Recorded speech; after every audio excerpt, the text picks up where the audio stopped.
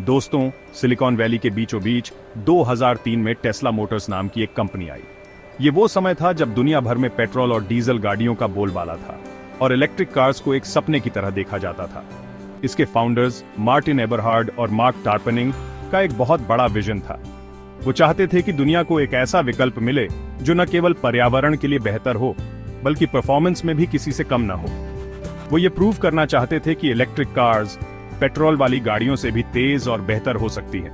Tesla roadster ने इस vision को साकार करने की दिशा में पहला कदम रखा और दुनिया को दिखाया कि इलेक्ट्रिक कार्स भी हाई परफॉर्मेंस दे सकती हैं। उनका सपना था एक ऐसा फ्यूचर बनाना जहां फॉसिल फ्यूल्स ना हो और सस्टेनेबल ट्रांसपोर्टेशन एक चॉइस नहीं बल्कि सबकी पहली पसंद हो।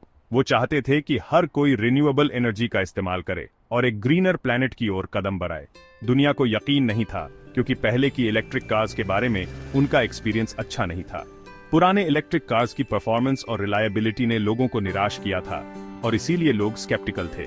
क्या टेस्ला उन चैलेंजेस को पार कर पाएगी जो बाकी सबको पीछे धकेल चुके थे? ये सवाल हर किसी के मन में था और टेस्ला के सामने एक BDD चुनौती थी। शुरुआत के दिन बहुत मुश्किलों भरे थे। फंडिंग की कमी, टेक्नोलॉजी की लिमिटेशंस और मार्केट में एक्सेप्टेंस की कमी ने टेस्ला के सफर को और भी कठिन बना दिया। बैटरी टेक्नोलॉजी लिमिटेड थी और लोगों को इलेक्ट्रिक कार्स पर भरोसा नहीं था। लेकिन टेस्ला ने बैटरी टेक्नोलॉजी में इनोवेशन लाने का बीड़ा उठाया और लगातार रिसर्च और डेवलपमेंट में जुटे रहे। लेकिन टेस्ला ने हार नहीं मानी, अपने मिशन के स्ट्रेंथ पर चलते रहे। इलॉन मस्क के लीडरशिप में उन्होंने अपने विजन को कभी नहीं छोड़ा और हर मुश्किल का सामना किया। उन्हें पता था कि आगे का रास्ता लंबा और कठिन है, लेकिन मंजिल सस्टेनेबल एनर्जी से चलने वाली दुनिया हर मुश्किल के काबिल थी। आज टेस्ला ने न केवल इलेक्ट्रिक कार्स को मेनस्ट्रीम में लाया है, बल्कि रिन्यूएबल एनर्जी सॉल्यूशंस में भी एक अग्रणी भूमिका निभाई है। 2008 में टेस्ला ने अपनी पहली कार रोडस्टर लॉन्च की। ये लॉन्च इवेंट एक ऐतिहासिक पल था जिसने ऑटोमोटिव इंडस्ट्री में एक नई क्रांति की शुरुआत की। ये कोई आम इलेक्ट्रिक कार नहीं थी। रोडस्टर ने इलेक्ट्रिक व्हीकल्स के बारे में लोगों की सोच को पूरी तरह से बदल दिया। रोडस्टर एक स्टाइलिश पावरफुल स्पोर्ट्स कार थी जो 0 से 60 माइल्स पर आवर की स्पीड सिर्फ 3.7 सेकंड्स में पकड़ सकती थी। इसकी परफॉर्मेंस ने सभी को हैरान कर दिया। इसने पूरी दुनिया को दिखा दिया कि इलेक्ट्रिक कार्स इको फ्रेंडली होने के साथ साथ चलाने में भी मजेदार हो सकती है। रोडस्टर ने साबित किया कि सस्टेनेबिलिटी और एक्साइटमेंट एक साथ आ सकते हैं। रोडस्टर ने कार लवर्स और टेक्नोलॉजी लवर्स दोनों को अपनी तरफ अट्रैक्ट किया। इसके फ्यूचरिस्टिक डिजाइन और कटिंग एज टेक्नोलॉजी ने सभी का ध्यान खींचा। ये एक ऐसी कार थी जिसने स्टेटस क्वो को चैलेंज किया और ये प्रूव करके दिखाया कि परफॉर्मेंस और सस्टेनेबिलिटी साथ साथ चल सकते हैं। रोडस्टर ने ऑटोमोटिव इंडस्ट्री में एक नई दिशा दिखाई। रोडस्टर एक बहुत बड़ी सक्सेस थी, लेकिन ये तो टेस्ला के लिए बस शुरुआत थी। इस सक्सेस ने टेस्ला को एक नई पहचान दी और इलेक्ट्रिक व्हीकल्स के फ्यूचर को रीडिफाइन किया। कंपनी के सामने बहुत सी मुश्किलें थीं।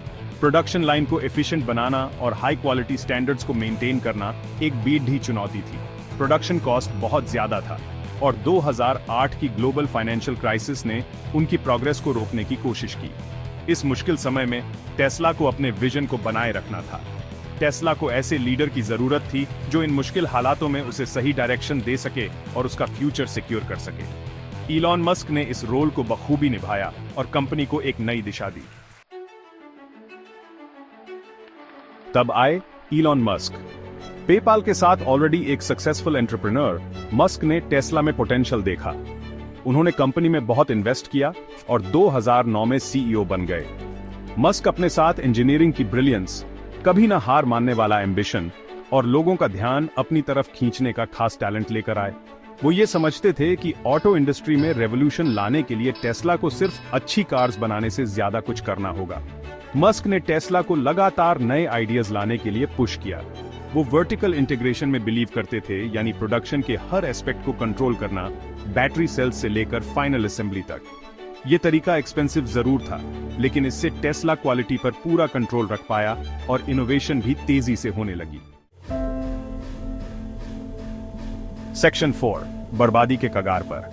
सक्सेस का रास्ता चैलेंजेस से भरा हुआ था। टेस्ला को ट्रेडिशनल ऑटोमेकर्स और फाइनेंशियल एनालिस्ट से लगातार डाउट का सामना करना पड़ा। कंपनी पैसे लूज कर रही थी और बहुत लोगों को उसके सर्वाइव करने पर शक था। 2013 में टेस्ला बर्बादी के कगार पर थी। मॉडल एस, उनकी मोस्ट अवेटेड सेडान, के प्रोडक्शन में देरी हो रही थी और कॉस्ट भी बढ़ता जा रहा था। मस्क ने अपने पैसे कंपनी में लगा दिए, अपनी प्रॉपर्टीज मॉर्गेज कर दी और दोस्तों से उधार लिया ताकि कंपनी चलती रहे। उन्होंने अपने एम्प्लॉयज को मोटिवेट किया, टेस्ला के मिशन पर अपने स्ट्रॉन्ग बिलीफ से उन्हें इंस्पायर किया। सब कुछ खिलाफ होते हुए भी मस्क ने टेस्ला को इस मुश्किल समय से उबार लिया।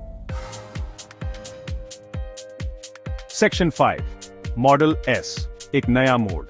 2012 में लॉन्च हुई मॉडल एस गेम चेंजर साबित हुई। ये एक लग्जूरियस सेडान थी जो एक बार चार्ज करने पर 200 माइल्स से ज्यादा चल सकती थी और इसने इलेक्ट्रिक कार्स की लिमिटेड रेंज वाली प्रॉब्लम को खत्म कर दिया। मॉडल एस को बहुत सक्सेस मिली, इसे कई अवार्ड्स मिले और ये नॉर्थ अमेरिका की सबसे ज्यादा बिकने वाली लग्जरी सेडान बन गई। मॉडल एस की सक्सेस से टेस्ला ने यह प्रूव कर दिया कि इलेक्ट्रिक कार्स भी पेट्रोल वाली कार्स को लग्जरी सेगमेंट में टक्कर दे सकती है।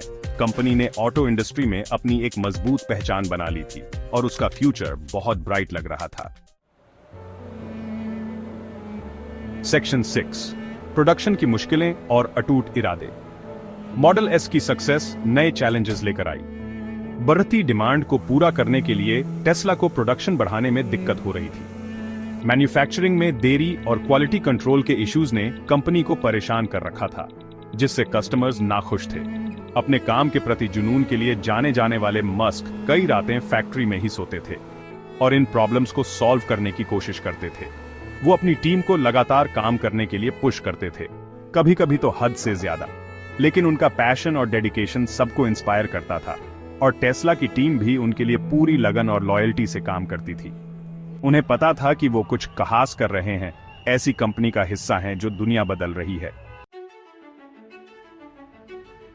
सेक्शन 7, गिगा फैक्ट्रीज, फ्यूचर को एनर्जी देना। अपने एम्बिशियस गोल्स को अचीव करने के लिए मस्क जानते थे कि टेस्ला को बैटरी प्रोडक्शन को बढ़ाना होगा। उन्होंने महसूस किया कि सस्टेनेबल एनर्जी सॉल्यूशंस के लिए एक मैसिव स्केल पर प्रोडक्शन की जरूरत थी। बैटरीज इलेक्ट्रिक कार्स का सबसे एक्सपेंसिव पार्ट थी और जो सप्लायर्स अवेलेबल थे वो टेस्ला की जरूरतें पूरी नहीं कर पा रहे थे। मस्क ने देखा कि अगर टेस्ला को अपने मिशन में सफल होना है तो उन्हें अपनी बैटरी प्रोडक्शन को कंट्रोल करना होगा। तो मस्क ने वही किया जो वो सबसे अच्छे से करते थे। उन्होंने इंडस्ट्री में एक बड़ा बदलाव ला दिया। उन्होंने सोचा कि अगर टेस्ला अपनी बैटरीज खुद बनाए तो वो न सिर्फ कॉस्ट कम कर सकते हैं बल्कि क्वालिटी भी इंप्रूव कर सकते हैं। 2014 में टेस्ला ने नेवाडा में जिगा फैक्ट्री बनाना शुरू किया, एक बहुत बड़ी फैक्ट्री जो सिर्फ लिथियम आयन बैटरीज बनाने के लिए बनाई गई थी, वो भी ऐसे स्केल पर जैसा पहले कभी नहीं देखा गया था। ये फैक्ट्री न सिर्फ टेस्ला के लिए बल्कि पूरी इलेक्ट्रिक व्हीकल इंडस्ट्री के लिए गेम चेंजर साबित हो सकती थी। गिगा फैक्ट्री एक बहुत बड़ा रिस्क था, लेकिन ये टेस्ला के फ्यूचर के लिए बहुत जरूरी था।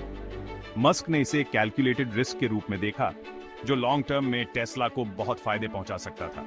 अपनी बैटरीज खुद बनाकर टेस्ला अपना कॉस्ट कम कर सकता था, क्वालिटी बढ़ा सकता था और अपनी सप्लाई चेन को सिक्योर कर सकता था। ये कदम टेस्ला को अपने एम्बिशियस गोल्स को अचीव करने में मदद कर सकता था और दुनिया को सस्टेनेबल एनर्जी सॉल्यूशंस की ओर एक बड़ा कदम बढ़ाने में सहायता कर सकता था।